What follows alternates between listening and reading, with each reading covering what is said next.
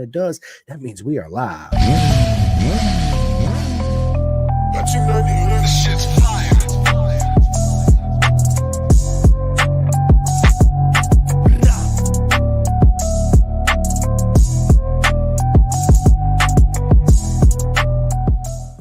What is up, everybody? Welcome to another Pin the Gas podcast live on this beautiful Willy Wednesday. I always call it a Willy Wednesday, right? A lot of people do. But listen, I'm sitting here with the absolute legend today, Kayla Yaakov. But before we get into this podcast, you guys know the routine. This episode is sponsored by Next Level Financial. Take control of your financial future. Get your complimentary financialist analysis today through Seth Starnes. Everybody knows who Seth is, Kayla. He's absolutely amazing human being. And Kayla, I say this all the time for everybody. Don't buy an off-the-rack suit. And the main reason why I say that is because for 94% of us, well, there's some people that will fit you perfect, right? But if you don't have that suit that fits you perfect, it causes all kinds of issues on a motorcycle. You can definitely contest to that, right? Because as you grow up and you get into it, we don't have custom suits at that young of an age, right? Getting into it because, so go to bisontrack.com, sign up, get your full custom suit started. The simple steps, they're super easy to do. They walk you through the whole process. And Robert and Tasha are just amazing human beings, right? So bisontrack.com, people.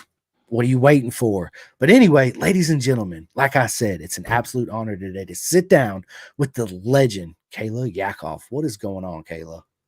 Not much. Just chilling out in the hotel room right now. But yeah, no, having a lot of fun. Happy to be on the pod with you. I know we had talked a little bit before and messaged a couple of times about getting onto the podcast. So glad we were able to make it happen.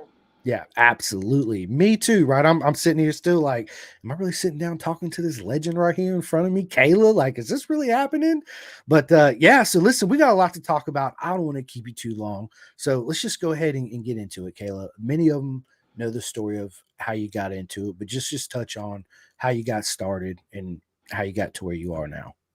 Yeah, I started racing flat track at 3. My dad raced cars and bikes for 15 years, so it was kind of just bound to happen, I guess. And started racing flat track, then got into motocross at around 5, and then got into road racing around 7. And then I'm doing all 3 sports. Can't really figure out, which one to pick yet. And I eventually come to, okay, I'll keep doing road racing and motocross. So, road racing is what stuck. And since then, I've raced in Europe with the European R3 Blue Crew Cup. And then also Moto America starting out in Junior Cup in 2021, then did the full season in 2022. Did the Yamaha Super Finale R3 Cup in Portimao, got on the podium. Was third in the Junior Cup Championship, won, I think, 5 races, but they count 4. Then in Twins Cup, did Twins Cup for most of the season. I got injured a little bit in the beginning, and then did the end of the season on the Tytler's bike for Super Sport, and then obviously this past season racing for Ray Hall Ducati Moto on the V2 and Super Sport. Listen, what a journey. But Ray Hall working with Ben Spees, I mean, a legend, right? What's it like working with the legend Ben Spees? Oh, it's awesome. You can call whenever. He'll probably pick up. If he's not out on his farm, he'll pick up. But no, he's a great guy. Super knowledgeable, and he's the insight he's been able to give me. Not only just from like a track standpoint, but also from a training standpoint and a mental standpoint has just been so huge for me. I really don't think I would have made as big of a step as I did this season if he wasn't in my corner and if the whole entire Ray Hall team wasn't in my corner. Yeah, it's very, I tell this to everybody all the time. It's so important to have a team behind you. Look who's in the house. What is up? Yeah. He's probably going to show you his butter. He's a big butterfly knife. He makes butterfly knives out of Legos, right? And he plays with them. Sick. So, cool. Yeah. Awesome. That's awesome. You got to make us some. Kayla says you got to make her one. I will. You got to make Kayla a custom one. Yeah, there you go. What colors? I need more Legos, though. I'm going to buy some this weekend.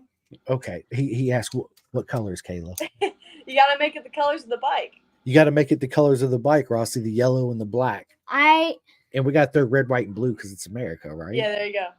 But we need to go to the store and get like a. All right, we'll do that. If we see it's this Lego Bugatti, it's like yellow and black, and it has pieces like this. That would be perfect, actually, because it's yellow and black. But it's a Lego Bugatti. It's the same with mine. I have, but it's yellow. It's yellow. I don't know if they have that, but they probably have like a different color one. But this weekend, link. All right, bet. Bye. He said, Now keep me updated on that. Oh, Kayla, he got you. Trust me. Now that's all he's going to talk about. He's like, Daddy, we got to go. I got to make Kayla this knife. So, yeah. Awesome. It's good stuff. But anyway, so going to Europe in the R3 Cup, Kayla, coming from America racing into Europe, was that a big transition for you to show up over there? Oh, it was crazy. I think, American racing is so much different than it was, the late 90s, early 2000s when kids were going over to Europe a lot, and that transition from from Superbike to GP was not so big, I guess, as it is now. And not saying that, I went from a street bike to a GP bike, but I was going from a GP bike to a street bike at that point. I had been racing Wira and CCS for a good few years, racing on my 250, and then I had a Kramer 690 as well. And then now I'm kind of getting thrown into the fastest, world supersport guys and guys that have been riding those bikes forever. So racing in Europe and not really knowing what to expect, kind of obviously being the only American in that series, it was a big transition. And, I had a good group of people around me that supported me in going over there. And I think that whole experience developed me so much as a rider. But it was definitely a big culture shock because we don't really have that level, I guess, for the small kids. I mean, obviously now we have Moto America trying to promote, the Talent Cup and Junior Cup. But even before that, we're thinking about that age range from like 9 to 12, right? Or to 13, where you can't really fit into a category. It's like, well, this is the time you learn the most. So for us, that's why we went to Europe first, is to get a little bit of more training, more experience, and then come back to America and keep going. And dominate, right? Yeah, that's the whole plan and the goal. It's and you learn so much because over there the training regimen is completely different than ours. I feel like you're right. Back in the golden era days, it was a lot simpler for us Americans to go over there and transition over there to Europe. Now it's not so simple anymore. I wish it was. I think it would just help the whole sport as a whole grow too, right? Like having Australia ASB kids over here and us over there, and just everybody everywhere. That's basically the point, to help the whole sport grow. And I say this, Kayla, and it might sound bad. Bring back the cigarette sponsorships. When the cigarettes were there, people were getting paid big bucks, right? Listen, everybody says cigarettes are bad. Absolutely, they are. I'm not condoning smoking them, but Miguel Dumel didn't smoke them. Scott Russell didn't smoke them. Doug Chandler didn't smoke them. Well, he dipped, and so Colin Edwards. But we're not talking about that. We're talking about cigarettes, right? So, yeah, we need more outside sponsorship to come back. Like, interest is what we need. We need interest from big companies, because these, when you think of like a regular person and they see, Ayrton Senna's Formula One car, they're like, oh yeah, the Marlboro car. They think directly of that. And they know who it is and what that means in racing. So I think having that picture in mind is very important. So having these big sponsors, even when you look at F1, you can say, okay, Red Bull is Max Verstappen, right? You think of that kind of thing. So when you have big sponsors like that, that make a statement, I think it's huge, not only for the brand, but for the sport. Yeah, Ducati actually did a clever thing when they had their, from my understanding, their Mission Winnow sponsor. Remember when they were sponsored? But that was like a cigarette sort of sponsored backing. It was just different the way they did it, from my understanding. So there is a way right? To Yeah. I mean, look, that's all I'm saying. We got OnlyFans as a sponsorship. Bring back Marble. Bring back Camel. Yeah. How badass was the Camel Joe Smoking Joe's bikes Oh, from it was back in the awesome. day, right? Pepsi. Kevin Swan's beautiful Pepsi bike, right? Yeah, Yeah. we need big companies, big interests, and I think that, and I love Moto America, but I think as a whole, we could do a lot better of showcasing everybody outside just the Moto America app, right? Like have it run like football ads run or Yeah. baseball, because I don't watch any of that, right? Yeah. But if we did that, we would bring a lot more people because it would be more televised and people would see it, right? It's just like your everybody's attention span is 15 seconds. You keep seeing Exactly. Moto America. Oh, it's coming in Jersey. Psh, man, I'm an hour away. What are you guys doing this weekend? Let's go check out this super bike race I Yeah. keep seeing, right? So yeah, it would be good for the sport for sure. My buddy Jules says Kayla's in the house. Awesome. Andrew Davis says, Chris, my man, what's good? What's up, Kayla? The freaking rocket Yaakov. Not Right? much, man. I'm chilling out. Just got my knee surgery last week. If you've been following my social media, so um, yeah, not doing much. Just chilling, doing PT, sleeping, doing homework. That's about it. Eating mission foods, Yeah, chips, and chips and yeah. salsa, and got some tortillas. So She's like, I'm not eating taco for a long time after this. yeah, exactly. I love it. But before we go any further, I got to give a big shout out to Julia. You met Julia at New Jersey this weekend. She is a daughter of one of my good friends, Ryan Snyder. And this is the photo of you two there at Jersey. So big shout out to you, Julia. Hopefully one day we'll see you at the racetrack too, For which sure. is awesome. I love it. I love seeing kids especially show up at the racetrack, Kayla, and they're running around. And even at a young age, they really don't know who most of them are. They know basically who their parents are fans of, but that they're so wide eyed and they're just taking it all in. They're just laughing and Yeah. the way you and everybody else interacts with all the kids is, yeah. Why wouldn't people want to come and watch this beautiful circus we're in, right?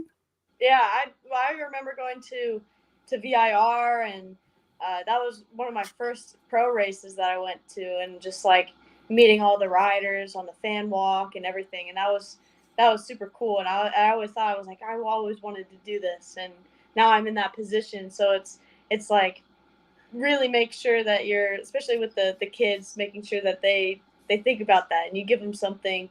Like usually I keep a knee puck or a tear off and just give them out, because I think it's really important. Oh, absolutely. And it's memories that them kids they'll never forget. And not just kids, Kayla, adults. They're like, Kayla, we need a knee slider or whatever, right? It's something that people will never forget. I mean, it's that connection.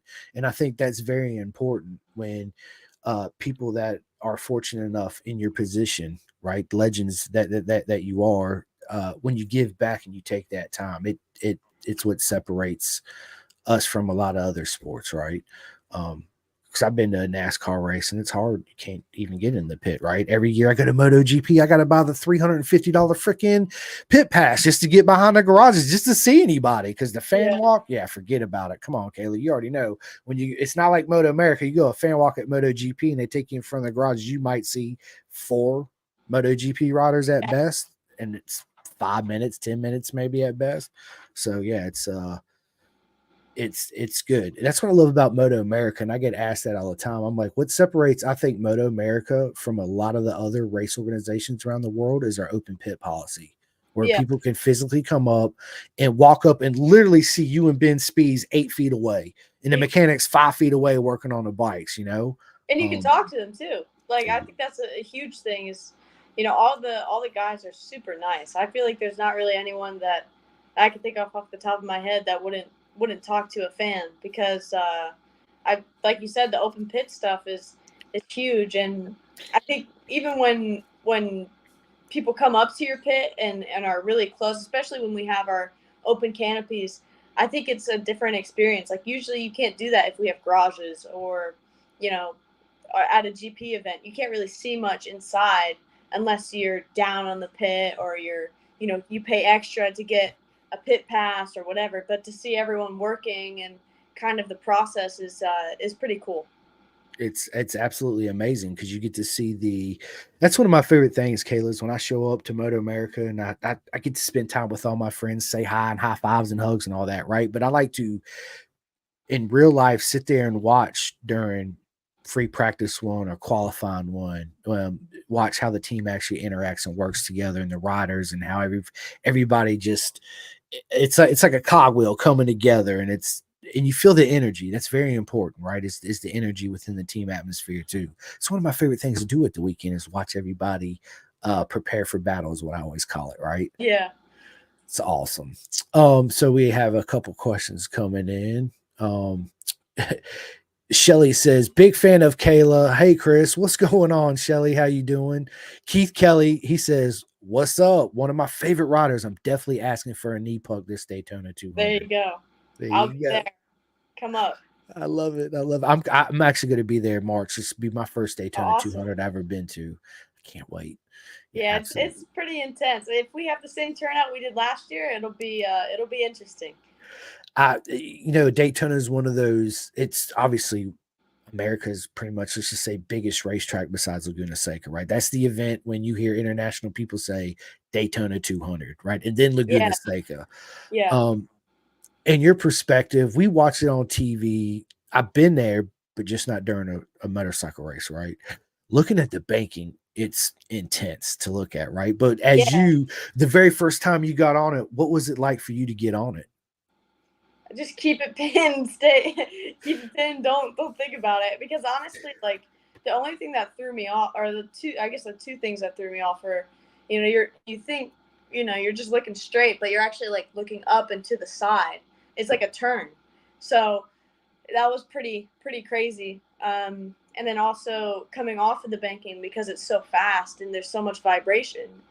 Sorry, when you get to the brakes, the pads are almost a little bit separated, so it takes a second for the brakes to come back in when you get into, say, the bus stop in the back or the first turn. So it's pretty crazy.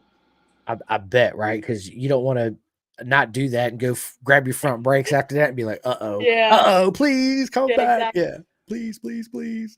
Roar, what is up, Roar? She says, so besides OnlyFans, how do we plan on getting back to 90s sponsorship tape money to the road racing scene?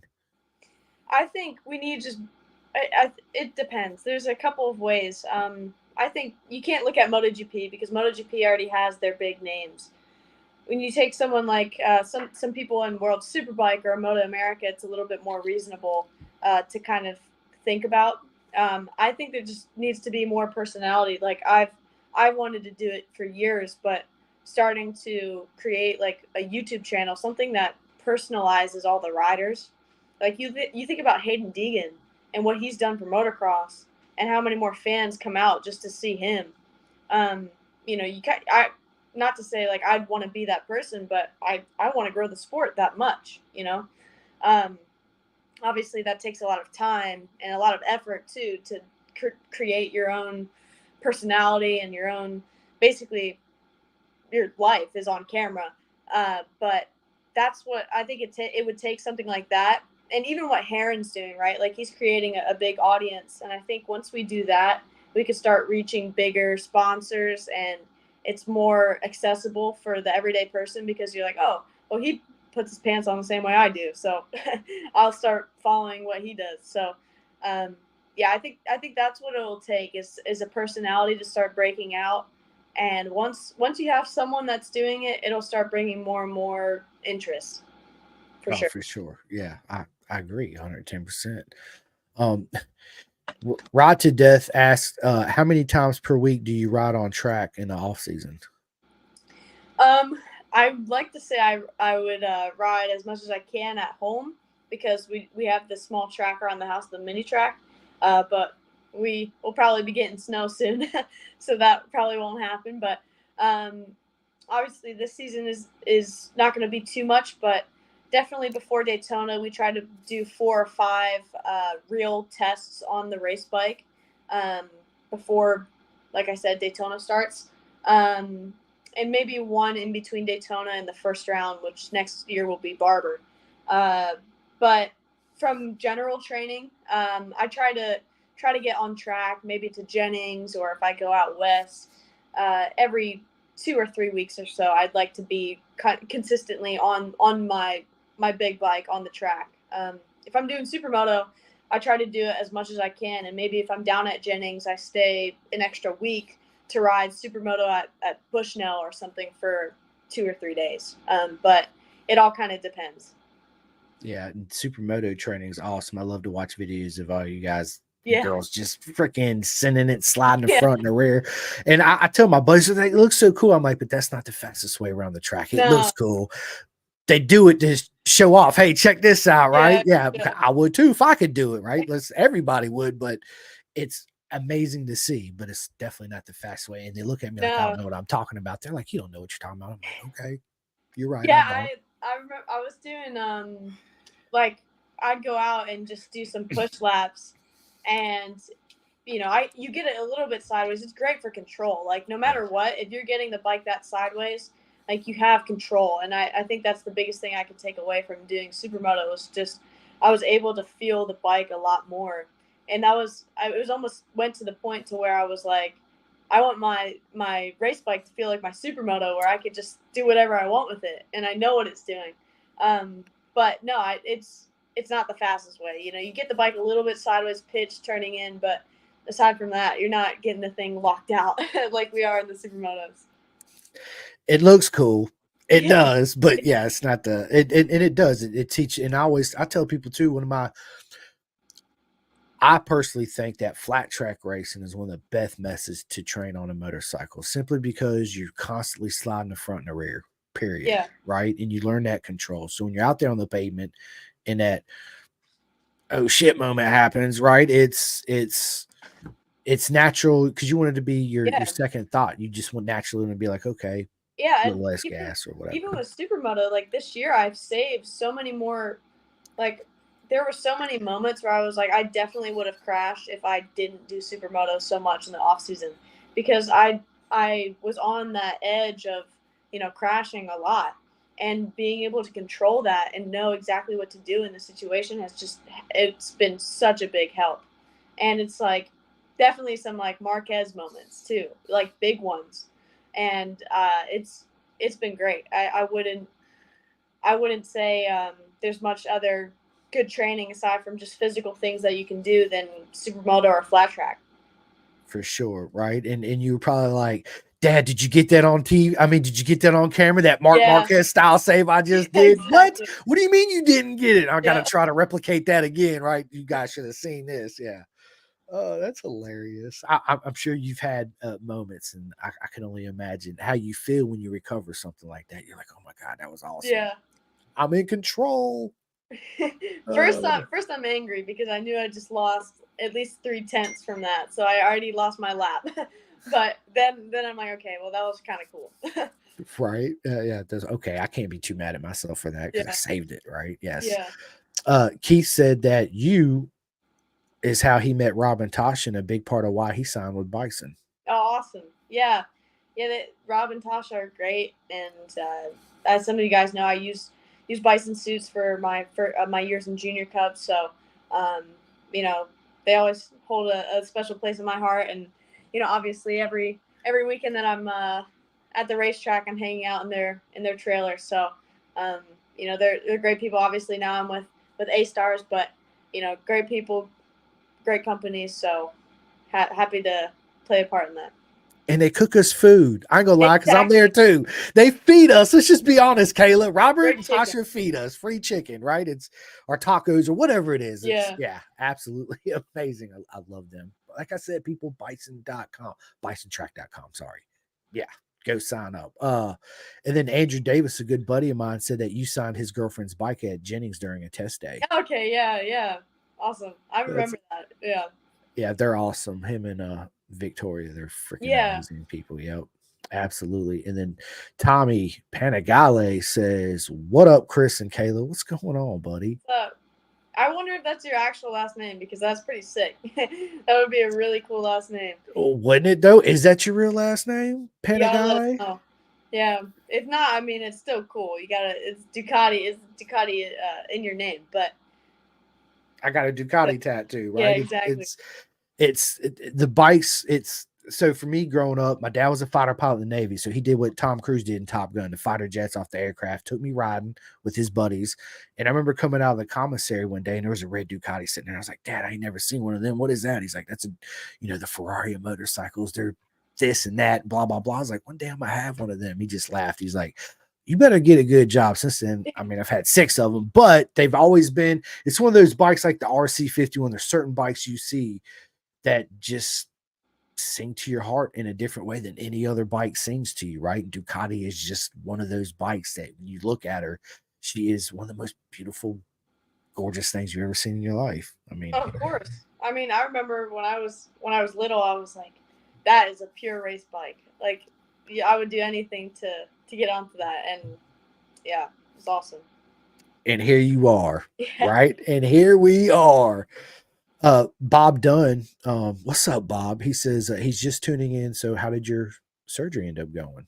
Yeah, surgery was good. I got the surgery based off of my VIR crash in 2022 when I was in junior cup, where if you guys know the track, you come out of the first section and you have those fast, wide open S's where you're kind of on the curbs. And yeah, I got up on the curb and got into kind of a tank slapper, but I ended up saving it. I didn't think it was big enough to really do anything. And then as soon as I went to the brakes for turn 7, which is that blind uphill corner, I had nothing. And my pad separated basically. So had nothing, tried to pump it, but at that point it's too late. Ended up taking out Cody Wyman with me, but yeah, the air fence, the Road Racing World Action Fund air fence has saved my life there for sure. Big shout out to them, and obviously if you guys have any money that you'd love to support racing with, for sure go that way, because they play a big part in all keeping all of us safe. But yeah, basically tumbled for a while, got stuck in the air fence. If you if you have TikTok, I just posted a video about it the other day. But no, yeah, just got stuck in the air fence, and I think I just cranked it in the wrong way, and it actually first stemmed from a motocross injury that I had, but fully tore it at VIR. So this is our first off season where everything feels chill, and just got it taken care of. Surgery went great, and PT's going really, really good so far. So we're gonna keep going. She'll be back winning before you know it, right? So, Yeah, I hope so. Yeah. I suggest everybody start training extra hard right now because it's over next year. I'm just saying, we got that 1 year under the belt now. Next year, it's good luck, people. Good luck. So Ryan just commented that we just made his daughter's day, but by that shout out, you're welcome, Awesome. Julia. You're awesome, absolutely Julia, thank awesome. you guys. Yes, they're great. My buddy Daniel Shoemake. Do you know Daniel Shoemake? You know Daniel? Yeah, I think so. All right. He says, "Yo, come in late to the show. How was the Magello Barney racing team experience?" Was one of the questions I was actually going to ask you. Yeah. Yeah, it was crazy. Obviously when I go over there, you're going against. I think people underestimated the level that I was going to be up against. Basically, CIV is for ex World Championship guys and ex World Superbike guys, and even some kids coming up that are racing in World Supersport. One of the top riders in that group, who's probably in the top 10 every round, is scoring points in the World Supersport Championship. So I think people were really underestimating the level. But no, that was great. It was amazing. We started off the weekend and got to know the team great. They were all amazing. Worked with some really good guys. Luca, who is Danilo Petrucci's crew chief, who was a huge help. Obviously, I brought over my crew chief, Mike Godin. We had Mickey from our team, Mickey Hilton, and then Richie Alexander came and just chilled out. We had Paolo Ciabatti there as well for one of the days for a little bit of support, which is always a pleasure to be around him. But yeah, riding Mugello on that bike was insane. I had been there once before on a little bike, but didn't get a full weekend out of it, unfortunately. So being there for I think 3 or 4 straight days, at 4 straight days was crazy. And the racing was intense. I was racing for that mid pack, but even then, we're like still bumping and super aggressive. And I think, that track is so one line. It's so hard when you make a mistake. I was getting really good starts, but the tires were very different. They were Dunlops, but they were actually Moto2 tires. So the feeling in the carcass was a lot different. And I found myself losing the front a lot because I'm pushing the tire the way we have to here in the US to get that feeling. But there you already have the feeling. So I was losing the front quite a lot, which was very difficult for me in the races. And like I said, once you lose a little bit of time in the lap, that whole track is just chicane. So you mess up one, you mess up the others. But no, I had a great time. Finished 25th, and I think in both races, I think I started like 36th or something. So made up a good bit of ground. And yeah, just fought my way through. Great experience with the team. Obviously, if we would have started the weekend where we ended it, I think we could have ended up being in that top 10, top 15 if I had the right amount of time. But man, that was crazy. It was fun, and yeah, it was great. Just absolutely loved it. Loved being in Italy again and racing overseas this year on the V2. And then coming back to Moto America, we had Filippo Fellini, who joined us at the Coda round to see some of that transfer over to Moto America and still battle a little bit with him on that weekend as well was a lot of fun, and kind of shows the level. Moto America is not here to play around, and those guys at the front here in Moto America are just as fast as the guys in Europe. And yeah, at the end of the weekend in Mugello, just to cap everything off, from the guy who was on pole, we were only 1.3 off. So when you think about that in the grand scheme of things, and kind of my first year being on a super sport bike, that's not bad at all. We just got to keep clicking it off and keep getting better. And I think by the time, hopefully if I go back there at the end of next year, we can be a bit closer. Absolutely. And a lot of people, there's a big difference between Dunlop tires and European tires, right? In the feel, Yeah. like Kayla said, right? It's that once you learn the feel of those, that's half the game, more than half the game right Oh there. my gosh. Yeah, Yeah. it's more than half. I mean, the tire is just so, like, one thing they told me was when Petrucci came to Moto America after racing in MotoGP, the tires obviously in MotoGP are very hard to sustain the level of grip that they have and the amount of force that they put into the tire. So coming to Moto America, it wasn't that bad for him because our tires are so hard. We have a very hard carcass. But then his transition to World Superbike took him almost half a season to get the feeling that he wanted out of the tire because it's so soft. And that's what we were struggling with when we went over to do the CIV round in Italy, was that softness in the tire and getting the feeling that I needed out of it. So takes quite a bit of time. So to try to learn that in the weekend was difficult, but I had fun. Yeah, it is, and I couldn't imagine Mugello. It's one of my favorite racetracks. Everybody knows Cadwell Park's my favorite racetrack, but as far as European, Mugello is my second favorite. It is, and then I love Phillip Island. Who don't love Phillip Island, right? But Yeah. when you play Mugello, of course, me on the PlayStation 3, 4, and 5, right? It's and you watch, Rossi back in the day. Obviously, I'm a huge Rossi fan, and Nikki Hayden and everybody. But the way the track just flows, and you can tell on the video game when you play it and watch it, it's a one-liner through there. Even though a track looks like it's this wide, the line's this wide, right? So it's yeah, I couldn't imagine going down that straight and then turn one, right? I mean, turn one is just that, and it's banked. People don't. It's is it super banked, kind of like Coda? Is it banked like turn one? A little bit. I think it's more so like, you come over the crest on the front straightaway, and the braking is so hard into turn one. It's very similar to even a Road America kind of braking, because the middle of that first corner is actually pretty slow because you have to really be on the correct line. You're not really thinking about your exit speed out. You're thinking about the exit speed like up, because you're trying to be all the way to the right side of the track before you get into the beginning of the chicanes. It's for sure pretty steep, but I mean, that was, it's just so crazy. It's so gnarly. Coming down that straightaway, I had a couple of times where I pick up the rear wheel on the brakes because I'm braking so hard, but the rear wheel's going towards the corner and not going towards the side anymore. So it was pretty crazy. You're like, let off a little bit, bring her Yeah, back just a down. little bit. Okay, we're good, right? Yeah, that's awesome. It's I love it. So my buddy Antonio Hernandez actually has a magazine out in Florida. Says, "Give me her story so we can feature Kayla on our magazine." For sure, yeah. Pretty cool. Yeah, we'll make it happen, Antonio, for sure. Brennan Triplet says, "What's up? You got another legend on the pod. Kayla is an absolute legend, 110%."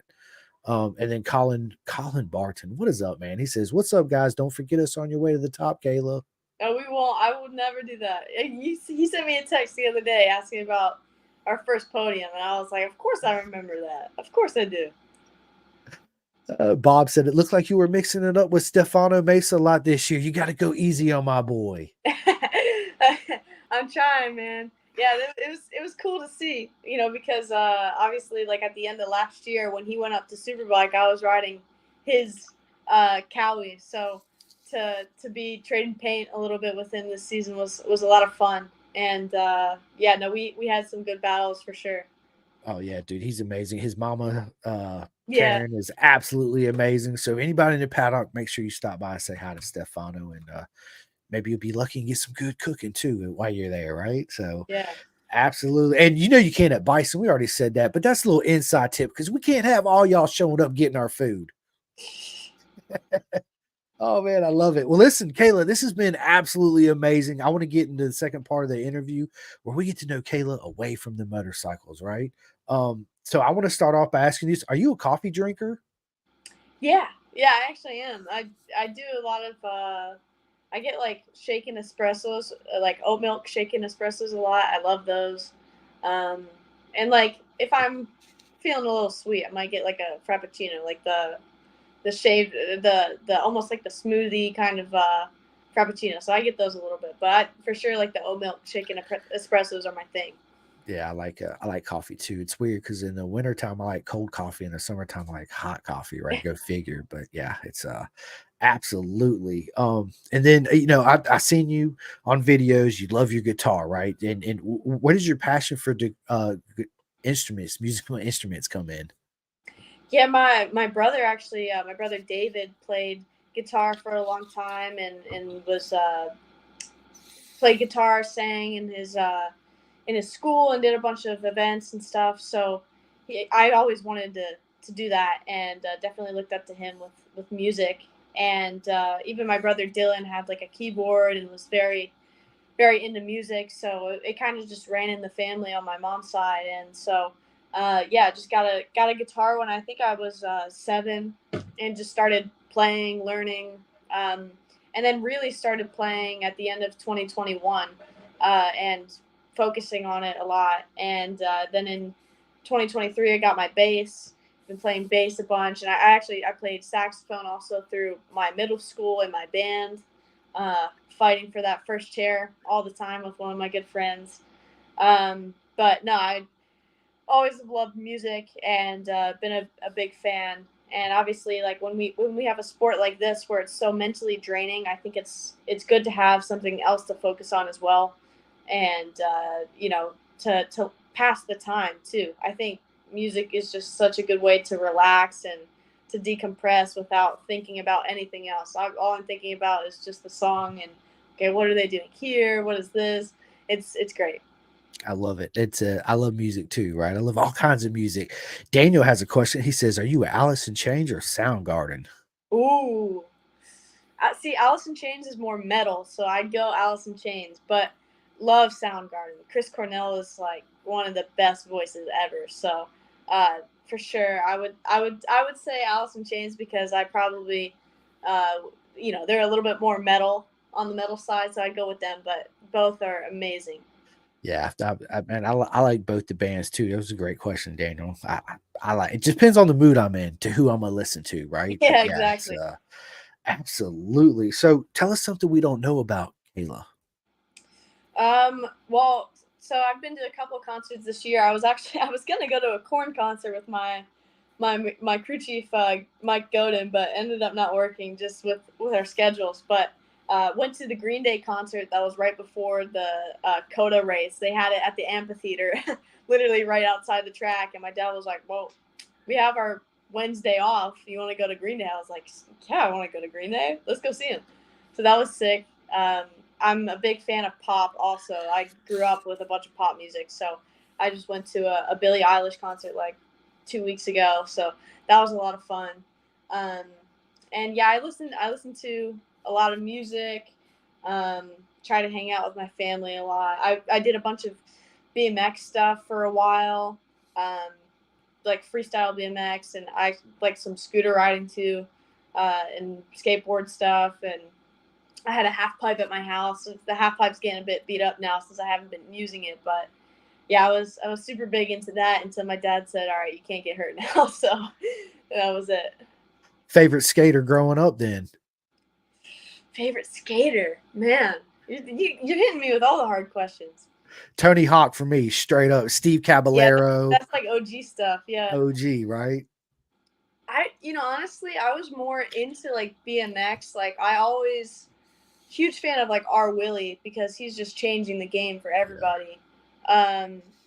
And just man, there's so many that are good. There's this guy Trey, I forget his last name, but he's insane. Like he has this place at his house that he just is at all the time, and he just I don't know how he does it at his like makeshift house, but he's pretty cool.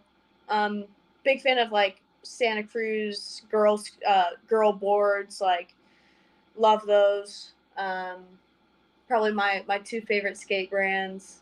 And yeah, that's probably it. I love it. Ryan wants to know, what's your favorite movie? Favorite movie? Oh, okay. Well, so my first favorite movie, which is like my comfort movie, is like Coraline, that I've probably seen like a billion times. If Rossi just heard you say that, Kayla, he'd be like, I love Kayla. I knew I love Kayla because that's his absolute favorite movie. Every time he's like, can we watch Coraline, Dad? I'm like, Yeah, no. awesome. We watched it like 500 times already. He's like, okay, Yeah. just go make popcorn and sit down. I'll turn Exactly. it on.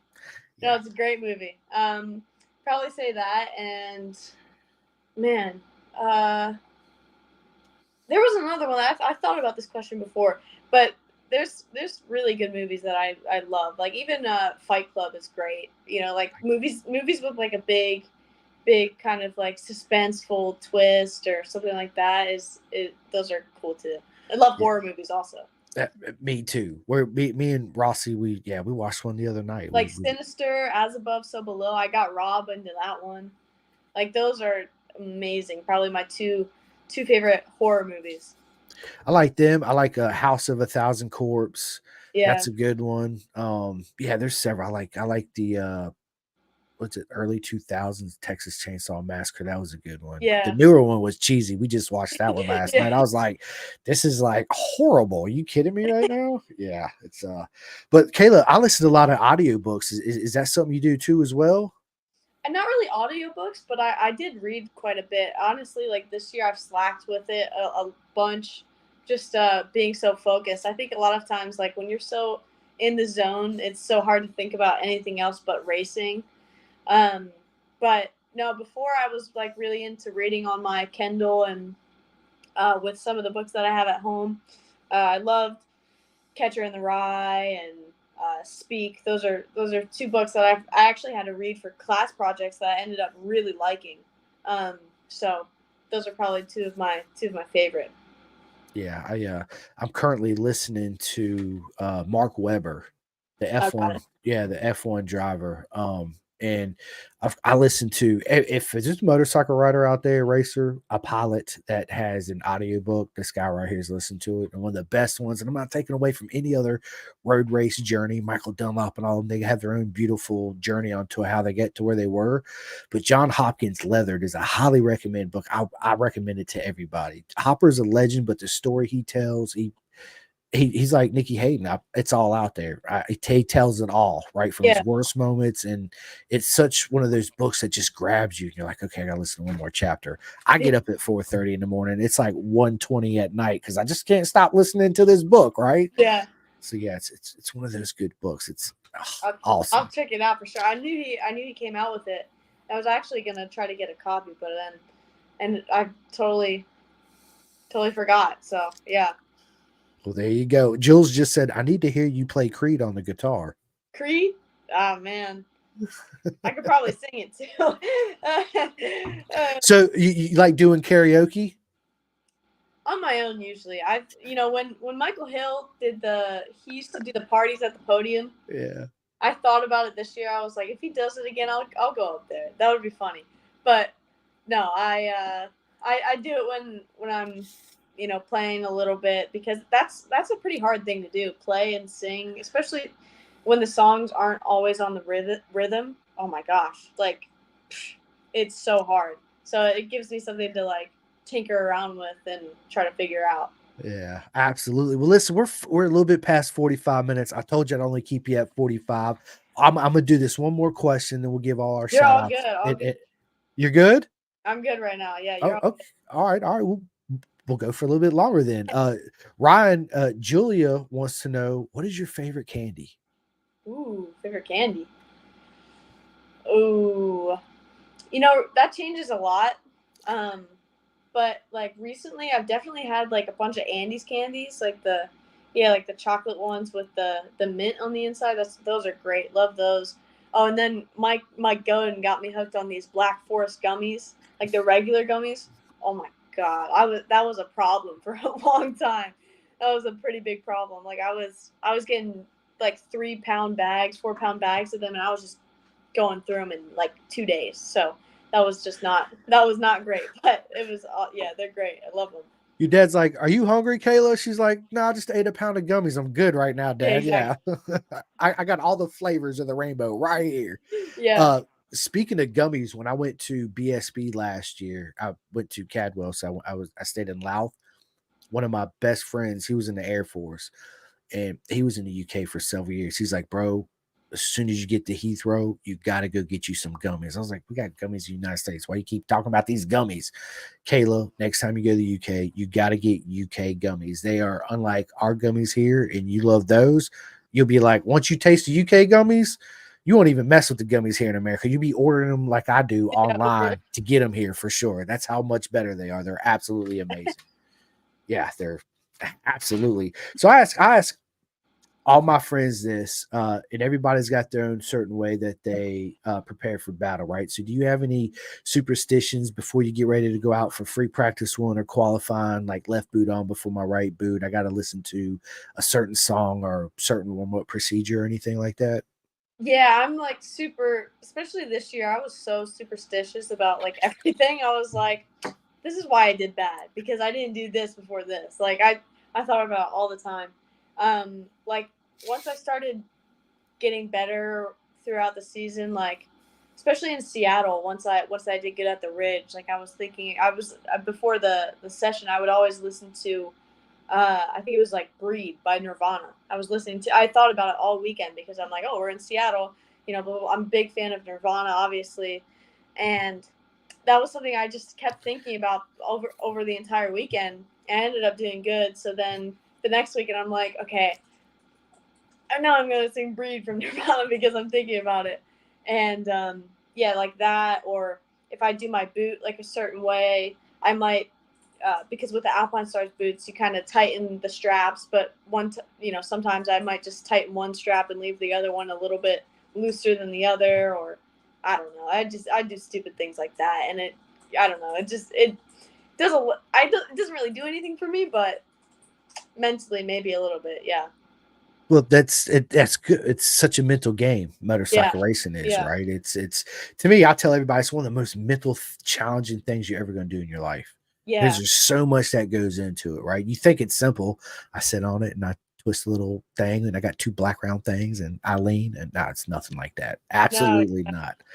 Yeah, it's incredible. It is. Like I said, what our sport does for people that throw their leg over the bike for the first time, whatever age it is, it transforms your life, and it's all you think about. It's all you want to do, right? It's yeah. So I don't have any superstitions before I go and ride, but my buddy Nolan Lampkin, which I know you know Nolan, when I had him on the podcast, when I asked him that question, he says, I wear my socks inside out. And I was like, why do you wear your socks inside out? He said, because of the seam in the front where your toes hit it. And I was like, yeah, I can't stand that. So from that podcast, every day I wear my socks inside out. Really? Yes, it's changed my life. I tell people, wear your socks inside out. You don't have that seam, that uncomfortable when you're walking. You're like, hang on, I gotta move my sock, right? I know you've had that, right? And we all have. You wear them inside out, you don't have that issue anymore. And you're welcome, people. Nolan Lamp coming up with the with the things. I've never thought about that, and honestly, like I've never had that problem. Maybe it's a foot thing. Like my feet don't do that, so. Yeah, maybe it's just the us problem. You're right, but yeah, it changed my life for sure. So, yeah, there you go. My buddy Rick Clover says you need to bring the Motard down to the race with us at SFL Mini GP the first weekend in November. I don't know if I'll make that one, but maybe later on. I thought about it at the end of last year because I know a bunch of guys end up coming out to a lot of those SFL rounds. But yeah, maybe if I get back on the bike, around January, getting things ramped up again, might head back down to Florida and do some stuff at Bushnell.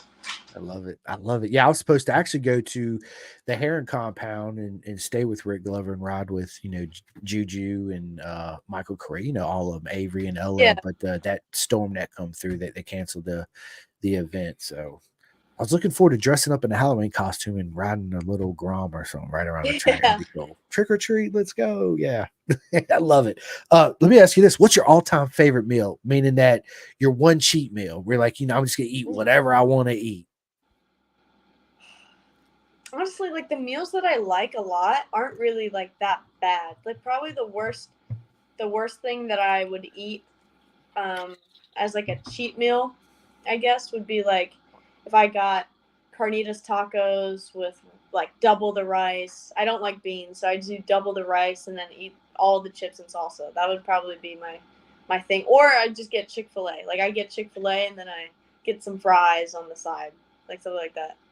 Listen, Rossi loves Chick-fil-A. I've eaten so much Chick-fil-A in the past 11 years. Like it's okay now, but I do like the Chick-fil-A spicy sandwich with the pimento cheese that they just come back out with. Yeah. That's good. I will eat that. But other than that, it's like, but even still, like I still get the grilled nuggets no matter what. So it's like, okay, it's a little bit healthy. I told a bunch of people that, if I end up winning the Daytona 200 one time, I'm gonna go into Chick-fil-A with my with my trophy and get my Chick-fil-A right after the race. And you got to do it too, right? Yeah. And there's a Chick-fil-A close to Daytona too. That's right across the street. That's I was gonna say it's there you go. Just jump on the little pit bike and right over there in your leathers and everything. Let's go. Yeah. I like the grilled nuggets. It's usually what I get too if I order nuggets from there. They're good. I like grilled chicken, right? I like hot and spicy food. Do you like hot and spicy food? I do, yeah, spicy. Love spice too. Yeah, me too. Do you ever watch the Hot Ones on YouTube? I do, yeah. The Last Dab, I got 3 bottles of that. I eat that. Yeah, you were telling me about that. Yeah. It's so good. Yeah, I'm gonna have to at the end of the year next year. I'll bring some in.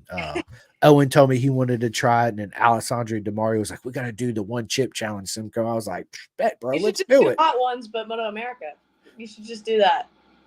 That's a brilliant idea, right? But the trick would be I got to send you 10 chicken wings too, right? With all the sauces already on them. Or you do it live. You get some more sponsors, and then you do it live. Let's go. Yeah. Okay. You know what? Well, you're in on. Listen, you're in on that. So Moto America Jersey next year because it's going to be the last round. That way, when everything's done on the Sunday, and you ain't got to worry about practice or waking up, we can all embrace the suck together. We'll eat the hot wings. We'll do a live interview. I'll get you and Owen and Alessandro, and we'll just have fun with it. Yeah. Yeah, I'll get Heron to do it or something like that. We'll get Heron over there to do it for sure. I'd love to see Heron eat a hot one, right? I'd put the hottest one on him for his. Here you go, Heron. If you're listening to this, Josh, you already know what's coming, but here you go. You ask him a question that he just can't answer, and then, you give him the hottest wing. It'd be fun. It'd be a lot of fun. If you can listen, Kayla, you have your own private track day, but you can invite any 3 people in the world. What 3 people are you going to invite to your track day? Marquez, for sure. He's like my number one. I'd probably say like current even Ben's like I would take Ben with me because he came out to Coda and did the Ducati DRE event and he was ripping that day. He was out with Loris and I was like, I'm not even gonna try to chase him right now because he if I try to chase him, we're both gonna crash. Like we're both gonna crash. It's not gonna be good. So I'd probably say Marquez, Spies, and man, that's a hard one. I probably, Hayden, like Nikki. I always looked up to him when I was little. So if I could have him on the track, that would be awesome. It was good to see Matt Mladen too there at the racetrack. Yeah, At yeah, Jersey cool. is good. It was. It's he's an absolute legend. He was one of my I liked a lot of people growing up, but what to me he reminded me a lot of Mick Doohan. Where Mick Doohan was just so focused. He's like, I don't want to be your friend. I'm here just to win. That's it. I really don't give a crap about anything else, right? Yeah. It's that same type of mentality. So I hope I don't murder your name. Ephraim. I hope I said that right. Kayla, are you planning to have a short hairdo? Are you planning on cutting your hair anytime, Kayla? No. Nope. Not gonna happen. Yeah. I So like it long. Just keep it that way. Yeah, I mean, maybe Rossi, it looks a little bit short on the side, but it's still pretty long. I cut it every once in a while, just a couple of inches, but I never go really past here. Yeah. Yeah. Rossi had long hair like yours. He actually cut his. Well, you guys seen him. It's down to here right now instead of freaking down to here, right? Yeah. So, and it took an act of freaking Congress to do that. I'm like, dude, bro, you'd be so much cooler if we just cut some of that mop top. Plus, it takes 5 hours to wash it. I mean, let's just keep it real, right? It's like that, that struggle is real, people, when you got super long, thick hair like Rossi, because he could literally jump in the bathtub when he first got long and he could dunk his head under the water and I could go like this. And he'd come back up and I could just flip his hair over and it's completely dry. And I'm like, what's going on here? Is this some type of magic that's happening right now? Yeah, it's the struggle is real, people, for sure. Rick says Mladen's hair is almost as long as Kayla's now. He's looking so much different. Yeah, it was. It was yeah. I talked to him on Facebook. It was good to catch up with him for sure.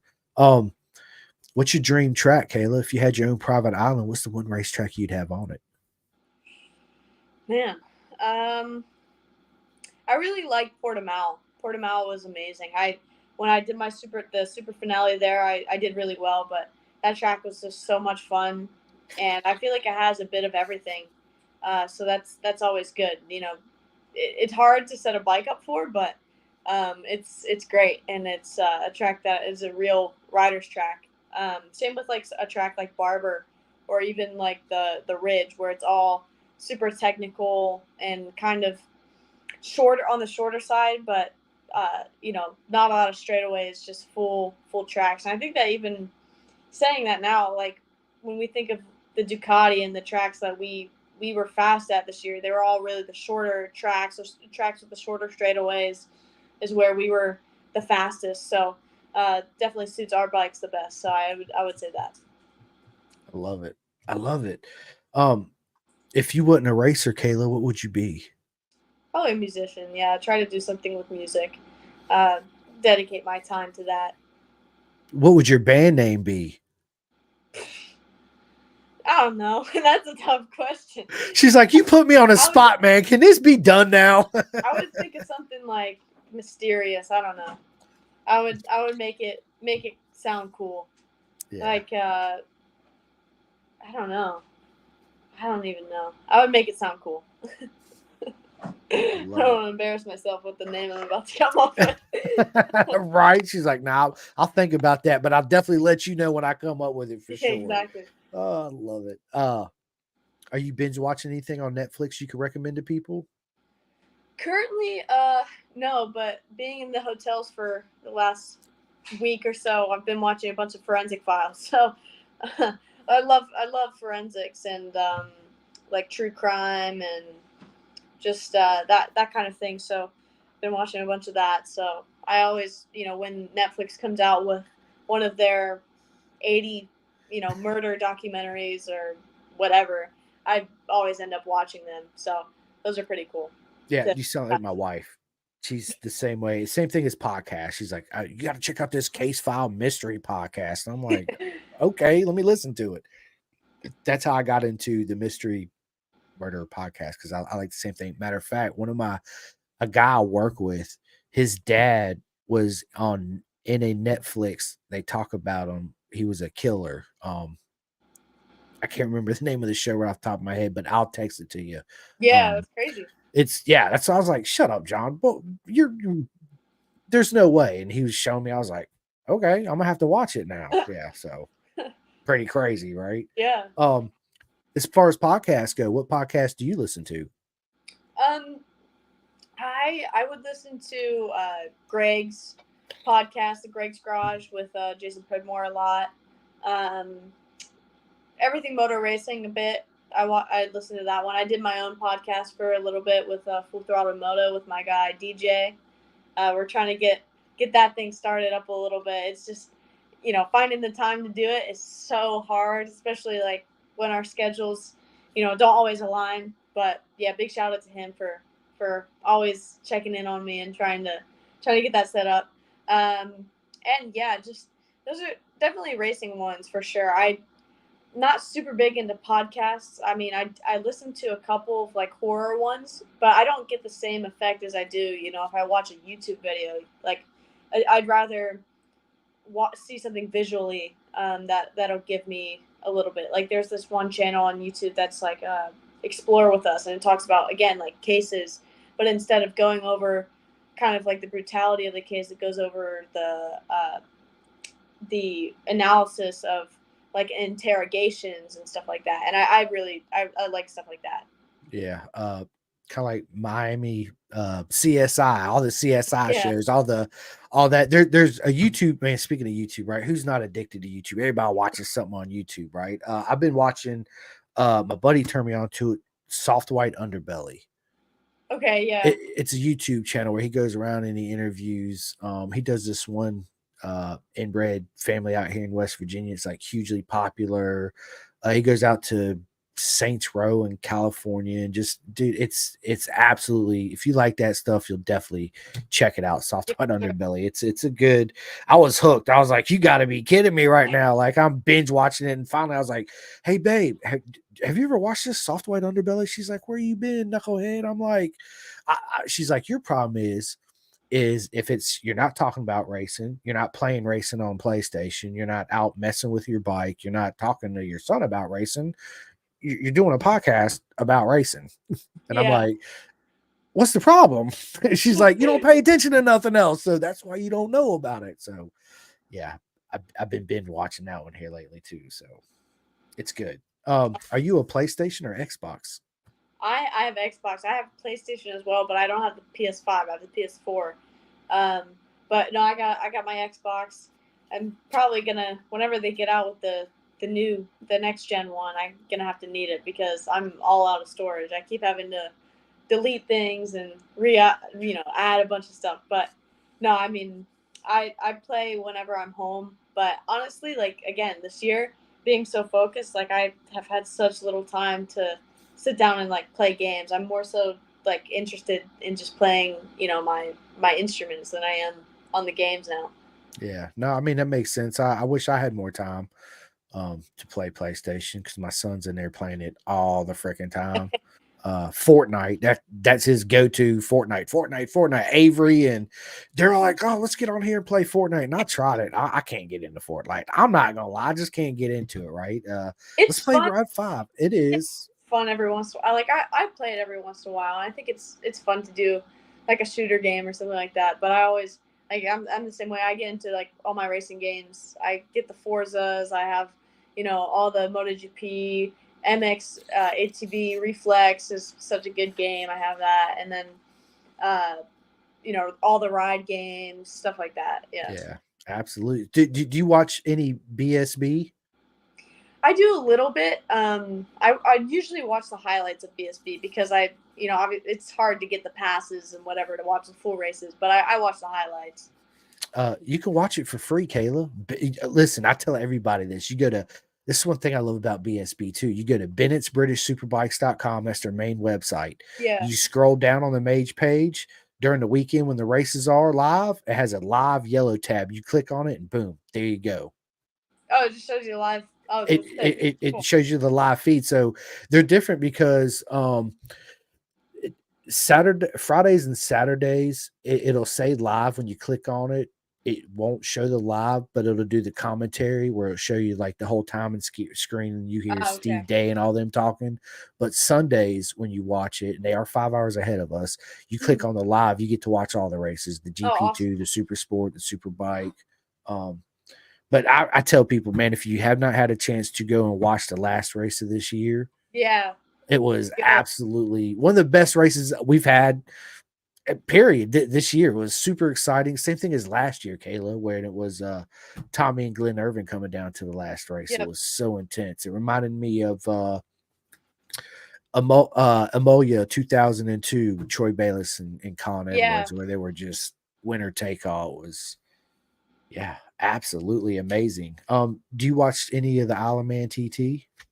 Not really. Oh man, I followed it a little bit. I forget what movie it was, but it was about the Dunlops, and I forget what it's called now. But I remember seeing it on I think Netflix, and I loved it. But no, those guys are insane. To me, it's my favorite race of the year. It's one of the most beautiful things, if not the most beautiful things you ever see in your life, right? Is real road racing, especially at the Yeah. TT. But it's not the solo riders that blow my mind. It's the monkeys that sit in the sidecar that just left and right and forward and back, and their heads Yeah. just down. And it's like they're on a different level than Yeah. everybody else, right? Have you ever I've ridden always in the wanted. sidecar? Yeah, I've always wanted to do like the side by side stuff, like the sidecar racing, and like to be the monkey. I think that would be like super fun. But I would do it at a track like I don't know, Jersey or something, not not an Isle Man. No, I wouldn't either, but I got a lot of friends. Peter Essoff, he's big into sidecar racing. I got a bunch of friends that race sidecar, so I can make that happen for you for sure. 110%, because they keep offering me, and I'm going to take them up on it, right? I might be just that much scared, right? Because Yeah, I'd fall out the back. I mean, I'm just going to be honest with you, right? But I want to do it for sure because it looks so much fun. Absolutely does. Well, Kayla, listen, I've had a proper mega time. I hope you enjoyed yourself too. yeah, for sure. Appreciate it. Yeah, no problem. But before we get off here, we'll give all our sponsorships, tell everybody where they can find you. One last thing I want to ask you: what advice would you give all the up and coming generations through racing? What advice would you give them? Yeah, I would just say just keep going, even when you don't have your call for the next season or whatever it may be. Just keep working, keep training, and your hard work will pay off. You just gotta keep being persistent and talk. You have to. You can't sit around and expect these people to call you for a ride. You have to be the one that's calling around, and you have to be the one that asserts yourself in a lot of situations. So for sure, do that. And if you can get to Europe, especially being in America, get over there and start racing. You'll be on a different level, especially if you come back to America. So just yeah, keep working, have fun. Really remember to have fun, because I remember just taking Junior Cup way too serious, and then not really. I look back on it now. I'm like, I would have had so much more fun if I didn't put so much pressure on myself. So yeah, don't put pressure on yourself, and just keep going. That's a tricky balance, though, ain't it, Caleb? Like not putting pressure on you because you don't want to let nobody down, but you want to perform your best too at the same time. It's that again, the mental game. That's where all that comes in to play. It's awesome to see how each individual friends out there that race handle that in their own way and overcome it. Again, it's a beautiful thing to see, because it's almost like a switch. You see during the weekend somebody struggling or whatever, and then they finally figure it out. It's like boom, I got it right, and everything just 180 flips around. It's let's Yeah. go, right? Awesome. Well, listen, I'm gonna let you end the podcast here in a second, Caleb, but I got to give a big shout out to Next Level Financial, bisontrack.com. People, what are you guys doing? You're sleeping on them. All you got to do is show up to Moto America event. That's what I tell people. Walk through the paddock. You see a lot of people wearing bison, and there's a reason for that. what also separates them from everybody else, Kayla, is they're always at every event, even Yeah, a lot of track days and Azure racing and club racing, right? And if you have a mishap, you go to Sage Taylor and they'll take care of you. You out for your next session, even if you're not in a Bison suit, you can still go exactly. to Bison. And Kayla could go to Bison. She's an Alpine star. Say, hey, I got a mishap. I need this done. They're like, I gotcha. Boom. There you Yeah, go. Sage still helps me out, man. They're good people down there. So if you ever have like a crash or anything, they can make those suits look extremely new. They do some like paint work and stuff too, and that definitely makes your suits look more shiny even after you threw it down the road. So 100%. And Flying Eyes Optics, big shout out to Flying Eyes Optics. They're a new sponsor. I got actually in Wisconsin, Kayla. They're sunglasses. They're actually made to wear underneath motorcycle helmets, and you can get them prescriptions and stuff. My wife's best friend, she tries to steal them from me all the time. So I keep them back in my bedroom from now on. Like literally, I'll go out and she's here. She literally rips them off my face and gives me hers. And I'm like, okay, whatever. You got to give them back though. I got to steal my own sunglasses back, people. But if you want to, you go to flyinghighsoptics.com, use the discount code PINDAGAS10 and get 10% off. You won't be disappointed. Chef Eats. I know you heard of Chef Eats, Kayla. Jeff, dude, it's amazing. Have you ever tried Chef Eats? I have not. No. I got to get you in touch with Jeff. His meals are absolutely, he makes athlete meals, the high protein, you get no salt, any of that. So he tailors a bunch of them and they're really good. The steak's juicy, the chicken's, I mean, it's just fabulous. I freaking love it. A lot of these are my personal friends, and I don't ask anything in return. I just want to see them progress and get to the level that they want. And if it's by me just talking about them on my podcast Yeah. all day long, I do, right? So yeah, them Vet2 Track too. My buddy Jim has an organization called Vet2 Track where his motto is curing PSTD one lap at a time, which is a brilliant idea, right? So any of my veteran friends out there, look up Vet2 Track. His name is Jim. He's absolutely a phenomenal human being. And trust me, you'll have a proper mega time, as I always say. Big shout out to 64 Degree Racing Tate. He made me this. It's my favorite two-piece undersuit I've ever had in my life. Kayla, I absolutely love this suit. It's as soon as I got it in, I put it on. My wife looked at me. She says, "You're so goofy.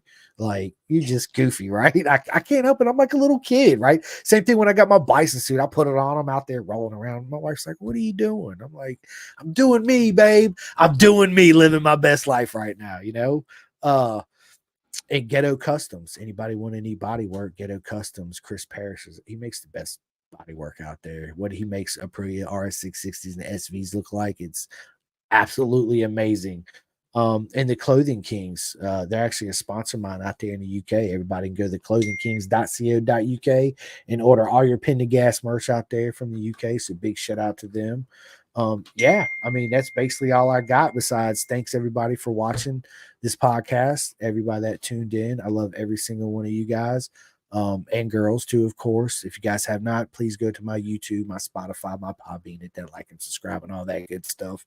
But yeah, I'm done. Kayla, the floor is yours. Tell everybody where they can find you, where they can follow you, and come up and buy that cool hat. Which I need a hat, Kayla. I need to get me a hat. I'll figure it out for you, man. Yeah. Well, with these hats, this is with Defy All Odds with his Corey Alexander's deal. He helped me design this sick logo. Obviously, we have the corn lettering and then the anarchy logo, which is sick. And then my name and my number on the side. This is also a corduroy hat for all the 90s corduroy fans. So if you want to check that out, we have that. We have hoodies, t-shirts. I have a pink shirt graphic tee as well. And we have some more stuff coming in soon. So for sure, check that out. Obviously, yeah, I'm excited for next year. We're going to be on Rahal Ducati Moto again. So anyone who's following Moto America Super Sport, let's see what we can do next year. Try to turn it up a little bit more and be a little bit closer to the front and have some fun. Keep progressing. And yeah, thank you to Rahal Ducati Moto, Mission Foods, Alpine Stars, HJC, all of my sponsors that helped me throughout the season, my weekend sponsors, Taylor Home Comfort, Track Time Bike, Edge Designs for the sick helmet design, And yeah, just everyone for making it possible. WeatherTech now, which is sick, and we have a lot of things cooking for next year. So I'm hoping for another good season, and thank you all for listening. Absolutely. And that website is defyalodds.com. Yeah, .co. Oh, .co, defyalodds.co, not com, people, .co. So what are you guys waiting for? Get off here, go to Bison Track, go to defyalodds.co, go to Chef Feeds, Flying Eyes Optics, all that good stuff. Anyway, we're out. Ladies and gentlemen, absolute honor to have sat down with the legend, Kayla Yaakov. Until next time. All right, Kayla, let me end this.